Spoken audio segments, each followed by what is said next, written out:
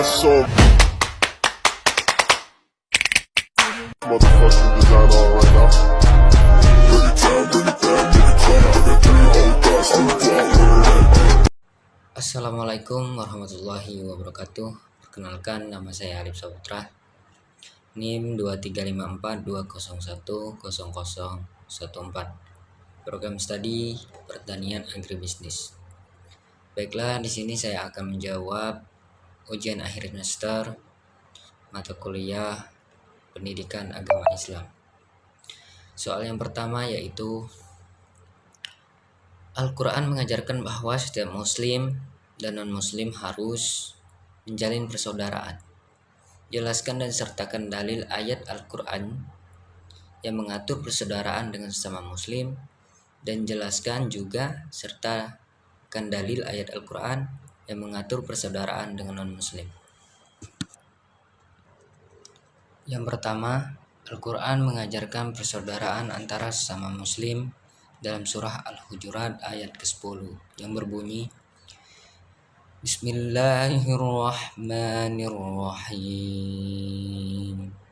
Innamal mu'minuna ikhwatun fa aslihu baina akhawaykum wattaqullaha la'allakum turhamun. Yang artinya, orang-orang yang beriman itu adalah bersaudara, maka damaikanlah antara kedua saudaramu dan bertakwalah kepada Allah agar kamu mendapat rahmat. Yang kedua, tentang persaudaraan dengan non-muslim. Al-Quran menekankan sikap adil, berlaku baik dan berdialog dengan baik dalam surah Al-Mumtahanah ayat 8 yang berbunyi, Bismillahirrahmanirrahim.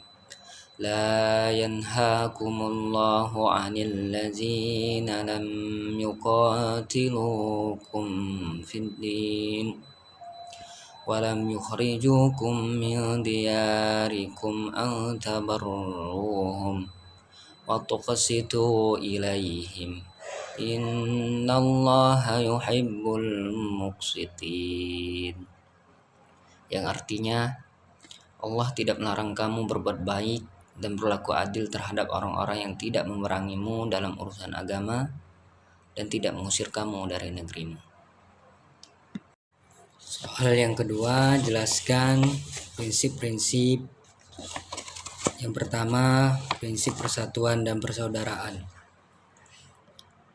Dalam ayat Al-Quran surah Al-Imran ayat 103 yang artinya, dan berpeganglah kamu semuanya kepada tali atau agama Allah dan janganlah kamu bercerai-berai.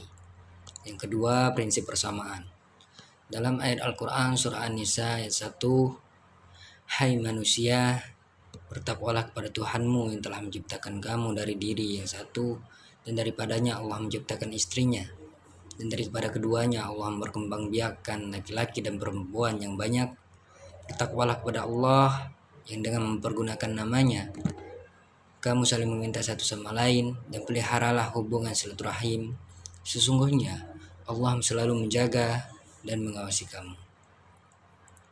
Yang ketiga, prinsip kebebasan. Dalam ayat Al-Quran surah Al-Baqarah ayat 256 yang artinya tidak ada paksaan dalam beragama. Sesungguhnya telah jelas jalan yang benar daripada yang sesat. Yang keempat, prinsip tolong-menolong. Dalam ayat Al-Quran surah Al-Maidah ayat 2 yang artinya, dan tolong menolonglah kamu dalam mengerjakan kebajikan dan takwa, dan jangan tolong menolong dalam berbuat dosa dan pelanggaran. Yang kelima, prinsip perdamaian. Dalam ayat Al-Quran surah Al-Anfal ayat 61 yang artinya, dan jika mereka cenderung kepada perdamaian, maka cenderunglah juga kepadanya, dan percayalah kepada Allah, sungguhnya Dialah yang Maha mendengar, Maha mengetahui. Yang keenam, prinsip musyawarah. Dalam ayat Al-Quran surah Al-Imran ayat 159 yang artinya, maka disebabkan rahmat dari Allah lah kamu berlaku lemah lembut terhadap mereka.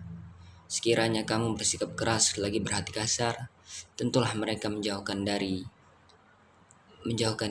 dari sekelilingmu. Karena itu maafkanlah mereka, mohonkanlah ampun bagi mereka, dan bermusyawarahlah dengan mereka dalam urusan mereka. Soal yang ketiga, budaya akademik dalam pandangan Islam adalah suatu tradisi atau salah satu sumber hukum. Islam adalah ijtihad setelah Al-Quran dan hadis. Jelaskan secara singkat dan jelas konsep ijtihad. A. Pengertian, unsur, kedudukan, dan bentuk. B. Urgensi ijtihad sebagai sumber hukum. A. Konsep ijtihad. Pengertian.